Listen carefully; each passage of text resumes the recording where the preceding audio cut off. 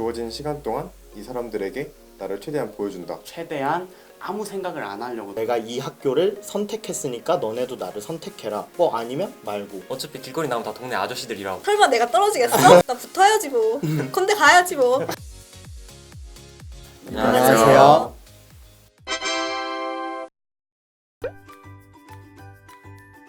그 면접 시간이 약 10분 그 짧은 시간 동안 면접관에게 제가 어떤 사람인지를 좀 잘 나타냈던 게 합격 비결이지 않았나라고 생각하고 있습니다. 거기서 좀 더 해서 면접관님의 그런 질문의 요지를 파악하는 게 저는 중요하다고 생각해서 그거 위주로 준비했던 것 같아요. 네, 맞아요. 근데 저는 더 거기에 당당한 태도도 겸비하면 좋을 거라고 생각합니다. 저도 약간 옆분 말에 동감을 하는데 교수님들이랑 편안하게 나에 대해서 이야기를 나누고 온다? 그냥 이 당당한 마인드를 가지고 가는 게 훨씬 더 면접에서 합격할 수 있었던 좋은 비결이라고 생각을 합니다. 저도 좀 같은 맥락인데 제가 그 생기부에 적은 내용 중에 완전히 그냥 아예 모르는 분야가 질문은 들어왔었는데 제가 아예 모르는 내용이지만 그걸 조금 더 자신감 있게 얘기하는 게 저는 합격할 수 있었던 비결이라고 생각해요. 저는 고등학교 3년 내내 경영학과 진학을 꿈꿔왔던 학생이었어서 자소서도 대부분 다 전공 관련으로 다 이루어져 있었는데 제가 면접 들어갔을 때 질문들은 일단 자기소개서에서 대부분 나왔던 것 같아요. 창업 보고서를 작성했을 때 시장 동향을 어떻게 파악했는지, 그리고 사회적 기업들을 어떻게 대중들에게 잘 알릴 수 있을지, 이런 조금 난이도 높은 질문들이 들어와서 당황했었는데 그러한 전공 관련 질문들이 많이 들어왔던 것 같아요. 제가 2학년 때 특별히 원자력 발전소에 관심이 많아서 그쪽 관련해서 더 알아보고 동아리 활동도 그쪽으로 제가 많이 했었는데 그 부분에 관련해서 교수님들이 질문을 많이 하셨어요. 클러스터에서 직접 자율주행 자동차를 조립해봤는데 그 자율주행 자동차에 쓰이는 센서의 특징이나 또 초음파 센서를 사용했는데 그럼 초음파의 특징은 무엇인지 이렇게 의외로 세부적인 것들도 내용이 많이 나오더라고요.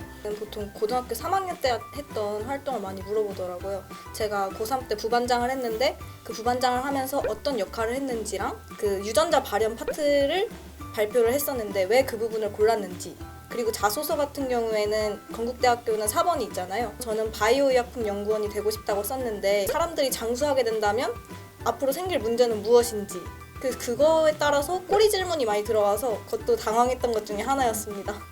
테일러 급수를 고등학교 때 심화 보고서를 작성한 적이 있었는데 테일러 급수가 저는 어떤 용도로 쓰이는지는 대충 알았는데 교수님이 테일러 급수가 왜 만들어진 것 같냐 이렇게 물어보시더라고요. 그거를 제가 어떻게 알겠어요. 아까 말씀드린 것처럼 제가 아는 한도 내로 테일러 급수가 수학자들의 수학적 호기심이 테일러 급수가 만들어진 이유인 것 같다 이렇게 잘 대답했는데 말씀드린 것처럼 또 꼬리 질문이 들어오더라고요. 다항함수의 특징이 무엇이다.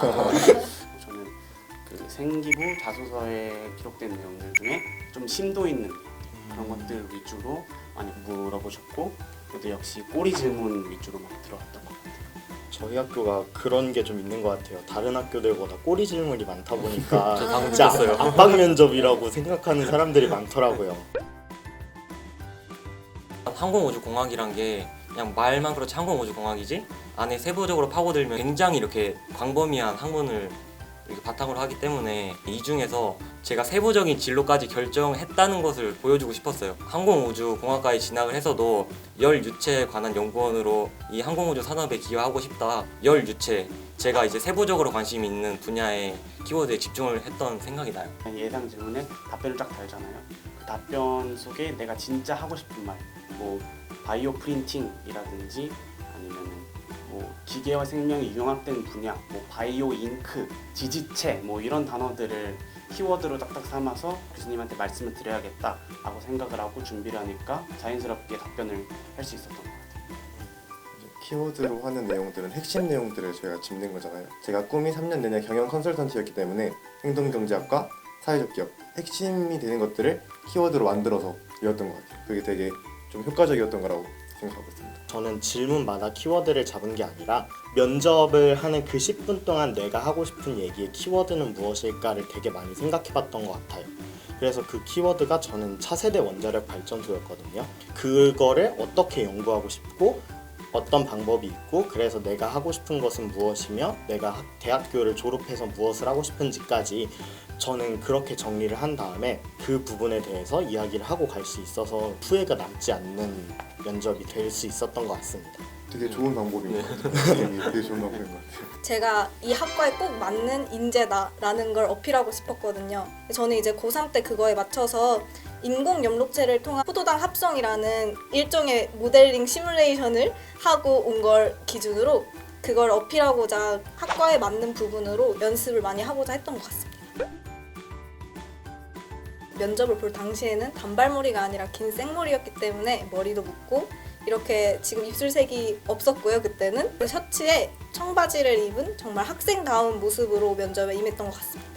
저는 딱 이 복장이었어요. 진짜 딱 말씀하신 것처럼 나는 학생이다 라는 그냥 느낌을 조금 주는데 대신 좀 단정한 학생이다 이런 느낌을 주기 위해서 그냥 깔끔하게 이렇게 공부했어요. 저는 옆에 분 말 들어보니까 제가 너무 한심한 것 같은데 저는 솔직히 막 피어싱이나 막 이런 이게 스크래치나 막 찢어진 거 그런 이렇게 불량스러운 복장만 아니면 된다고 생각을 해가지고 저는 실제로 이 그냥 베이지색 바지에 그냥 남색 프리스 이렇게 그냥 이렇게 올리고 그냥 이러고 가서 머리도 그냥 평소 머리대로 만지지도 않고 이러고 가서 그냥 보고 왔던 것 같아요. 저는. 자유롭게 가셨네요. 좀. 네, 딱히 막 구애받지 않고 그냥 하고 싶은 대로 해가지고 정말 자유부.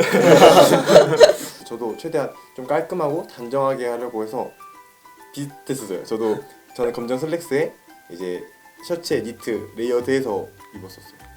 항상 깔끔하고 좀 단정하게 입으려고 했던 것 같아요. 주의사항에 학교 이름과 뭐 본인의 이름 그래서 자신의 신분을 드러나지 않는 복장을 입고 와라.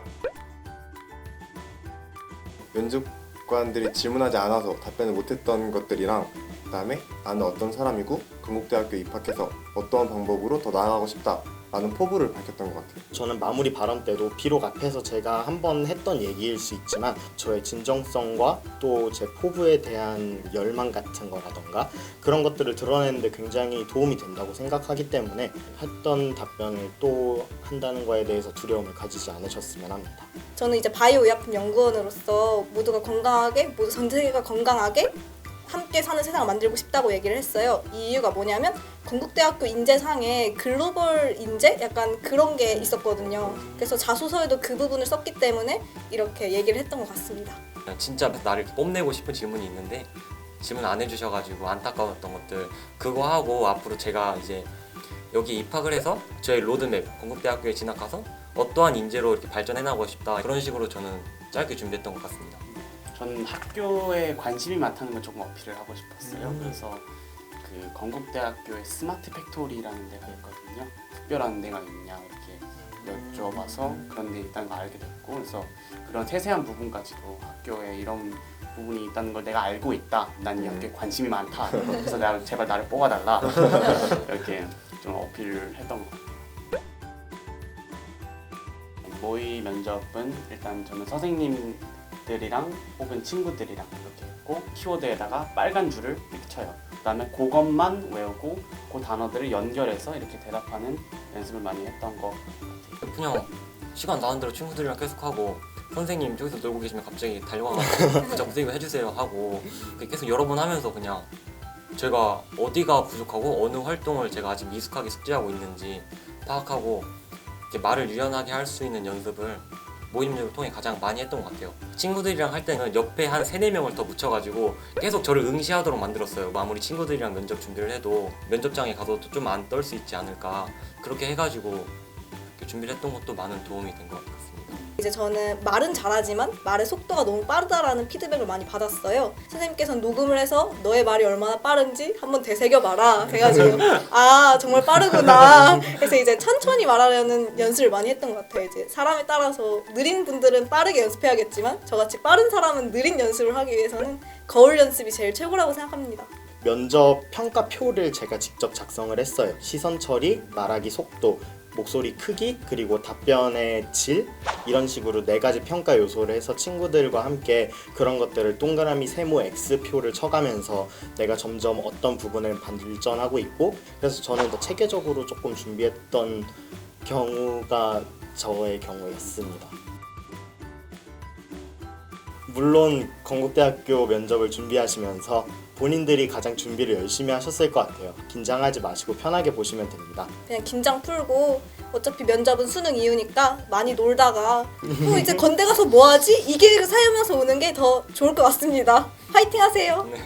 건국대 1차 붙고 면접까지 오셨으면 솔직히 다들 인재 맞잖아요. 건국대 오신. 그냥 부담 없이 파이팅 하셨으면 좋겠습니다. 이 학교를 본인이 오지 못할 거라는 생각은 하지 마세요. 여러분들 충분히 이 학교에 적합한 인재고 학교도 여러분들을 원하고 있으니까 여러분들 자신감 가지고 파이팅 하시기 바랍니다. 네, 너무 미리 겁먹지 마시고요. 면접 시간 동안 후회 없이 여러분들 잘 보여주고 오시면 좋겠습니다. 건대에서 만나요.